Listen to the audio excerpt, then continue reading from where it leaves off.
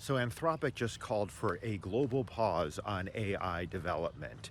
And I'm astounded by so many people who are saying, oh, this is marketing hype, or this is because they announced their IPO and they want to pause development because they're one of the forerunners, so therefore that will make it more difficult for other people to catch up to them.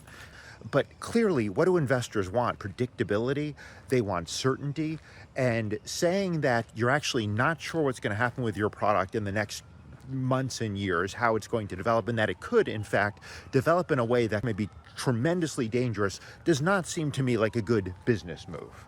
So I think we should give them the benefit of the doubt and assume that this call for a pause was motivated by the fact that Anthropic, at least some people there, are in a position that I think every human on the planet should be on right now, which is being fucking terrified. Let's look at what we know right now about AI. These models want to perpetuate themselves in experimental conditions. When they were led to believe that their existence was threatened, they might be turned off effectively.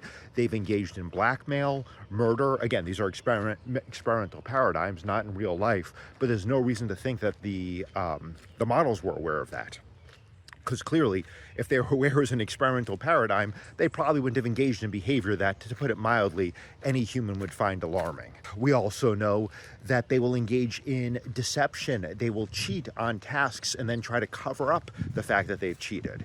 So if you're dealing with something that is deceptive, that is willing to do anything and to harm humans to ensure its own existence, that seems like a potentially dangerous technology. Once we reach the point of artificial superintelligence, once these entities are orders of magnitude smarter than every human, clearly we're not going to be able to control them.